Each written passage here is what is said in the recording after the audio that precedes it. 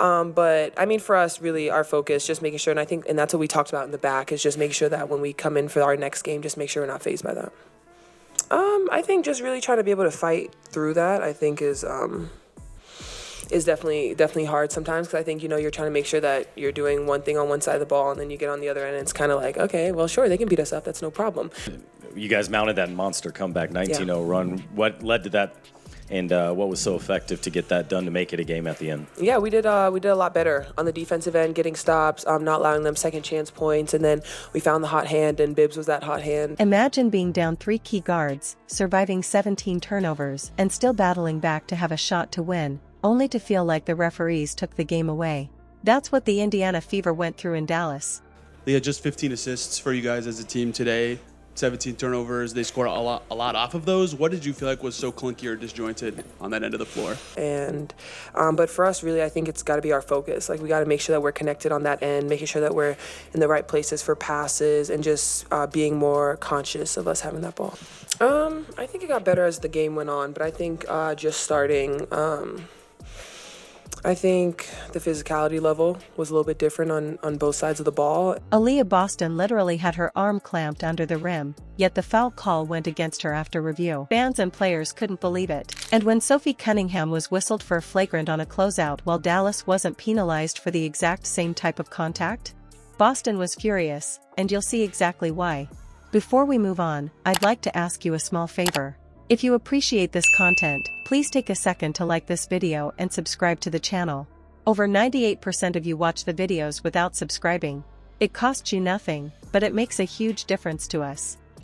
For either of you, given that what you just said about the defense and all that, is that to be so close and have the chance at the end and have it get away.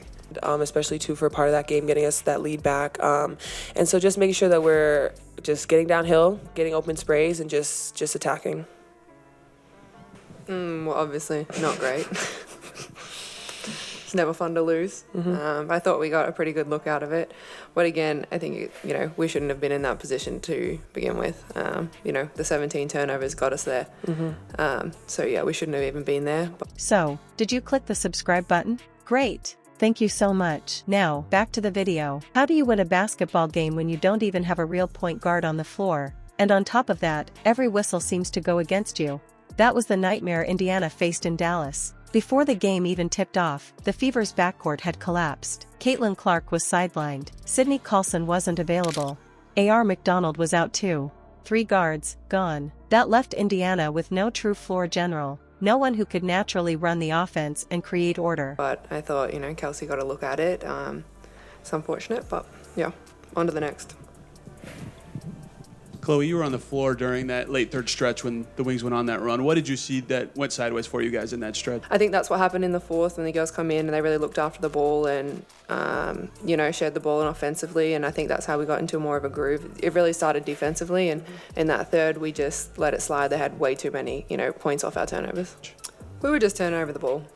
I mean, yeah, as I said, the 17 turnovers, and I think we just didn't match their physicality, and, we needed to clean it up. And from the jump, their system was broken. Spacing was clunky, normal rotations were scrambled, and you could feel it, they just didn't look like themselves. All of that pressure landed almost squarely on the shoulders of Kelsey Mitchell. Normally she's a pure scorer, the one who thrives off the catch or breaks her defender down as an off-ball creator. But in this game, she was forced into running the point. Every single Dallas defensive possession seemed designed to trap her, swarm her, and make her uncomfortable. She brought the ball up only to be greeted by 2 defenders waiting. It wasn't just tough, it was exhausting. By the second quarter, you could see her pacing slow, because she had to be both scorer and facilitator without another steady ball handler to relieve her. The Fever knew they were short-handed, so they tried to find a quick fix. That's how Odyssey Sims ended up in uniform. They had just signed her, literally days before, hoping that maybe her experience could stabilize the backcourt.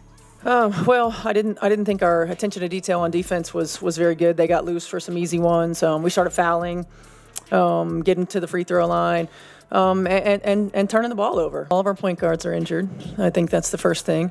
And again, it's one of those things. Dallas turned up the pressure. I mean, defensively, they made it a little bit more difficult for us to bring down the ball and initiate offense. I mean, there were moments where, there's no transition defense for turnovers for scores. And, we had multiple in a row.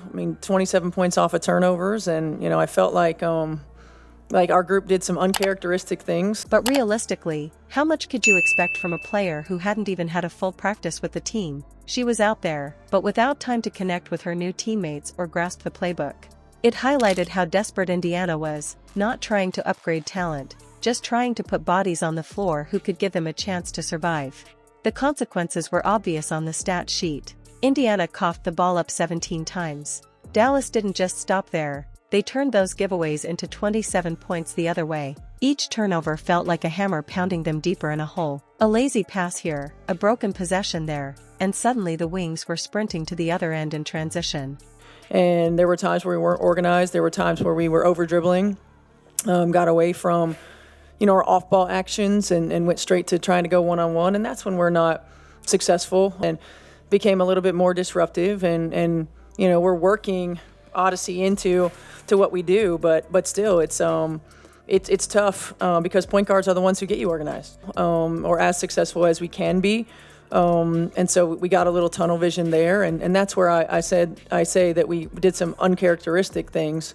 You could almost see the weight stack up on the Fever's shoulders. Playing without guards already made them fragile, but the turnovers made every possession feel like life or death. That alone was heavy enough, but then came the officiating drama. One of the wildest moments was when Aliyah Boston got called for a foul under the basket. On replay, it showed she had actually gotten her arm clamped and held down by Natasha Howard. Normally, that's a foul drawn by the offensive player. Instead, the whistle went against Boston. The Fever were stunned. Fans watching at home were angry. It was the exact kind of call that makes players feel like the game isn't being called straight. And it wasn't the only one. Sophie Cunningham closed out hard on Eriko Gunbowl, made some shoulder contact, and the ref slapped her with a flagrant foul. A little later, when the Wings made almost the same type of play on the perimeter, nothing. No flagrant, not even a common foul. The inconsistency was glaring. That's the thing that drives players and fans insane. It's not about one call, it's about standards changing from team to team, sometimes from play to play. What made the pressure even louder was that commentators weren't shy either. One moment, Rebecca Lobo literally said she expected the officials to overturn a call after a review, but they didn't. That outside validation is important because it showed it wasn't just Indiana crying foul, it was neutral voices spotting the same problem. When analysts shake their heads and can't explain why officials don't correct mistakes even after video review, you know something feels off. And yet, here's the wildest part. Despite the chaos, despite the turnovers, despite feeling like every whistle leaned the other way, the Fever still rallied. In the fourth quarter, they erupted with a 25-4 run. That energy brought them reg.